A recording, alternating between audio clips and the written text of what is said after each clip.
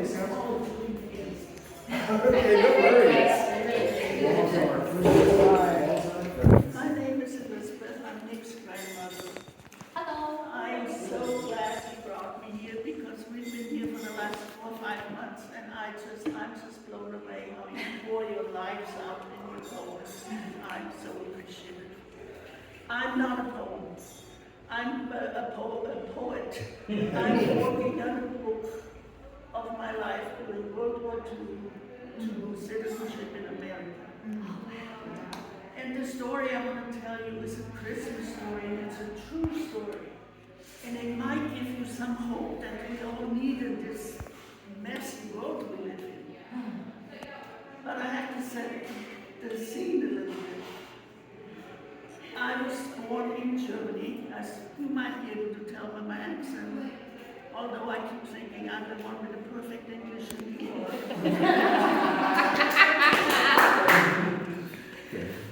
I was born in 1939, so that's when the war started in Germany.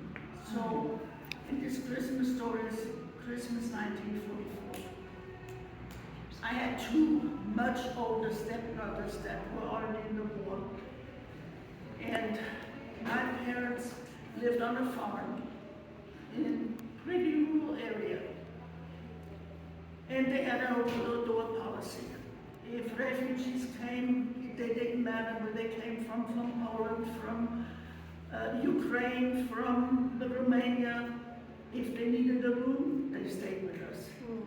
So we always had 20 or so people in our house. Sleeping alone in bed, I didn't know what that was because there were several of us. And mattresses all over the floor. And we did not measure the snow by inches like we do here.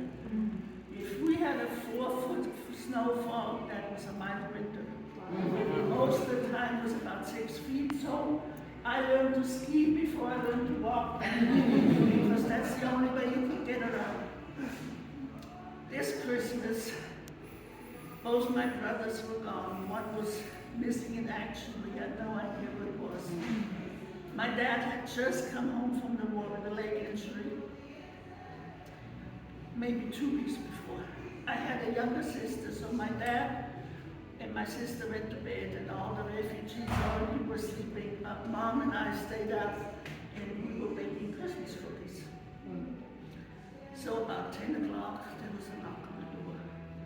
And usually when somebody knocked, either refugees, more refugees coming, or a raid. Mom opened the door, and there were 2 German soldiers standing out there, half frozen and just shivering, and telling her that they had lost their way, they don't know where their unit was. Please, could they come in? And the snow was just falling. There must have been 6 foot on the ground already. So of course she brought them in, made them take their uniforms off, gave them clothes for my brothers so she could wash the uniforms.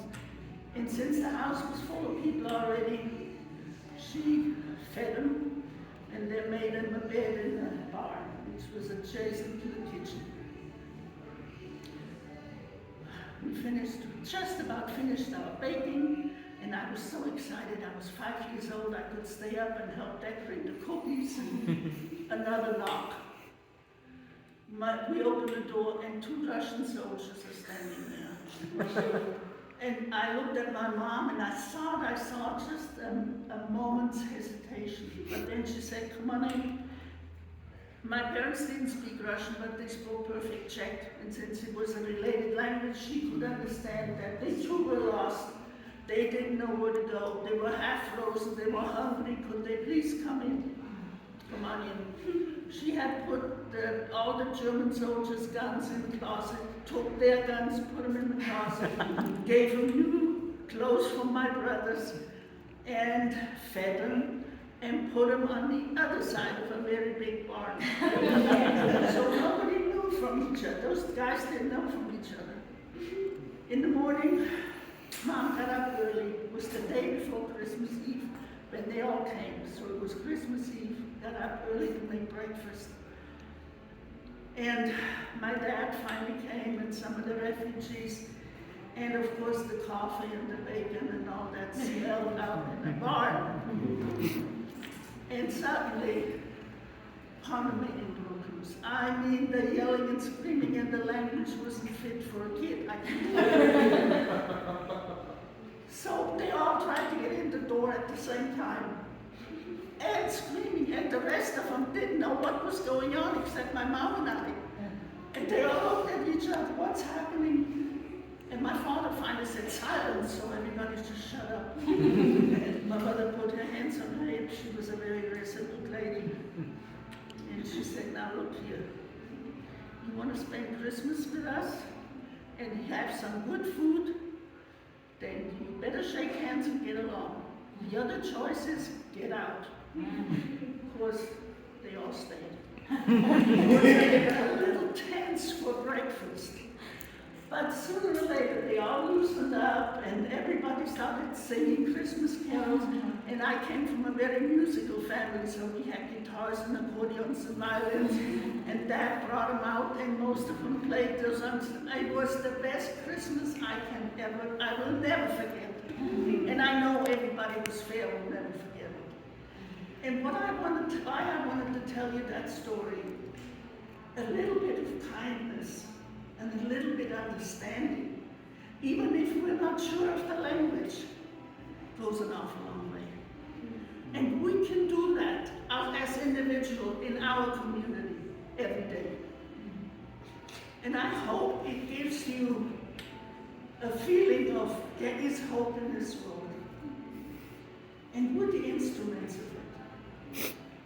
Thank you for listening to me. Thank you. Thank you.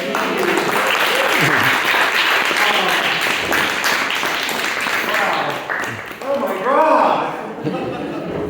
Wow, that was truly remarkable. I think there's just, a lot of wisdom we can get out of that. Thank you so much for sharing such a wonderful Thank story. you for listening. Of course, and I'm glad you decided to share that in a space where everyone was listening. So. Yeah. Yes.